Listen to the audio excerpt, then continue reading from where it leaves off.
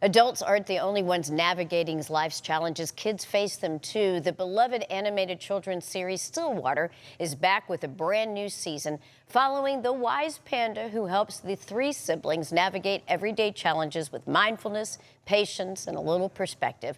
We got to talk to the man who's helping bring those messages to life, Rob Hoegee, the show's developer, writer, and executive producer. Take a look. So glad to have you indeed, especially as a North Texas native. We're excited to have you on the show. Thanks. Yes, indeed. Well, congratulations on season 5, first and foremost. But for people who haven't yet introduced their kids to Stillwater, tell us what it's about and then what made you name it that. Well, Stillwater is based on the beautiful books by John J. Muth. It's about three siblings, as you mentioned, who have the most unusual neighbor, a giant panda named Stillwater who lives next door to them. And these kids to experience life through a whole new lens. You know, Stillwater's many things. He's a world traveler. He's an expert cook. He's a master gardener. But most of all, he's a good listener. And though he lives a very slow life, that comes with a sense of calm and peace. And you can't help but feel that every time you're around him. Yes, indeed. Well, what can you tell us about Carl and Addie and Michael, what they're going to experience this season and some of the challenges that Stillwater will actually help them navigate? You know, this season is a lot about connections to the natural world around us, connections to other people in our life. It continues our message of taking time to slow down, to observe, to listen, to be more connected to the world around us and to the people that are important in our lives.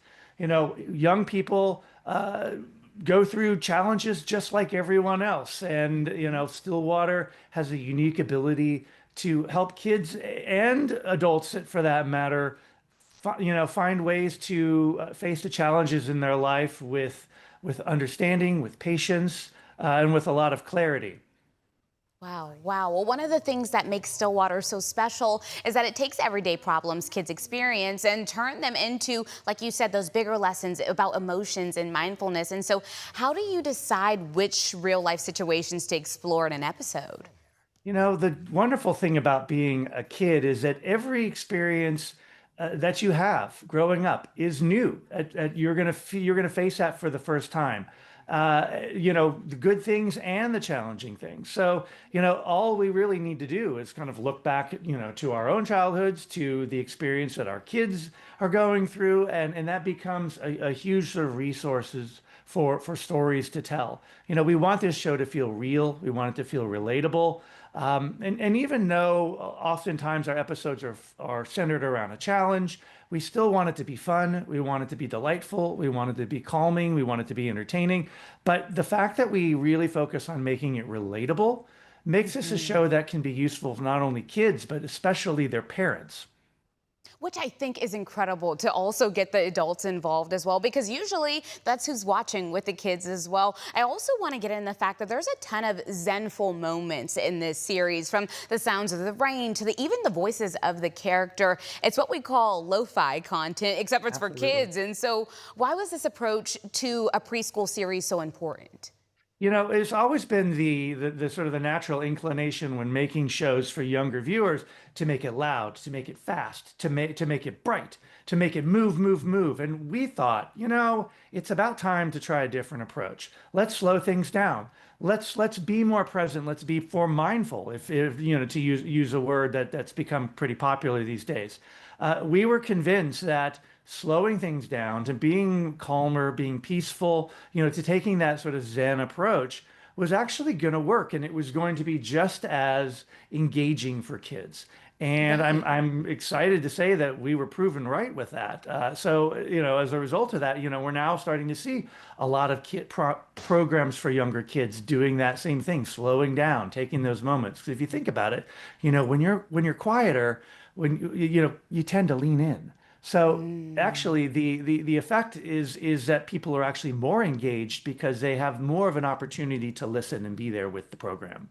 This is incredible indeed. Okay, I want to circle back for a second about what we were talking about in the beginning, because you are very familiar with North Texas indeed, an SMU grad, and you were actually featured in an alumni spotlight earlier this year, which is exciting. And so how did the school and being in North Texas shape your approach that you now have to storytelling? Well, I grew up in Richardson, Texas, and went to Berkner High School, and Richardson schools all through kindergarten, all the way up till I graduated.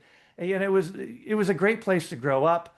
My childhood was a life of playing Dungeons and Dragons with my friends and watching Saturday Night Wrestling on TV, and I really did learn storytelling from those experiences. I think anytime you have the opportunity to explore and to use your imagination, that's always going to come back, and be a big part of you later in life, especially if you're lucky like me and get to work in telling stories to kids and their families. Yes, indeed. Is that what made you make that decision to decide to do children's shows and movies? Because I know there's great ideas up there. You could have went a different route. Why children? Just like everything in life, sometimes you get opportunities that are unexpected, and you follow that path, and you end up where you were. Yeah, I always wanted to work in entertainment, in Hollywood, so to speak. So after SMU, I went to graduate school at UCLA, and that got me out here to the West Coast. I wanted to work in television. I knew that. And the first opportunity I had was to be a writer for animation. And I had even no idea that and I had, sort of that moment where, like, this is all I want to do. And I've been lucky to have had a 20+ year career in doing that. Well, it has been an incredible one indeed. Can I ask you, for a young creative who might be out here in North Texas, they might even be at SMU, and they're looking at you, watching your journey, any advice you would give to them?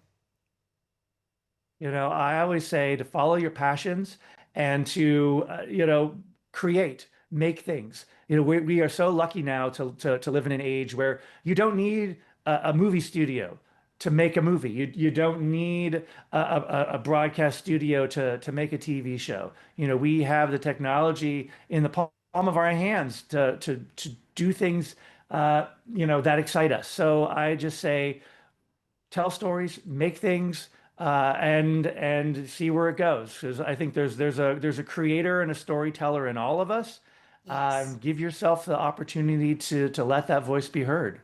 Yes, indeed. Rob, thank you so much for hanging out with us this morning. And to you, keep creating great work, because like you said earlier, it is not just for the children. As we were watching this show, getting ready to talk to you, we even left it on. We were like, okay, we feel a little peace here as well as adults. So we That's right. appreciate that indeed. Stillwater Season 5 is available now on Apple TV. So be sure to grab your little ones and check it out.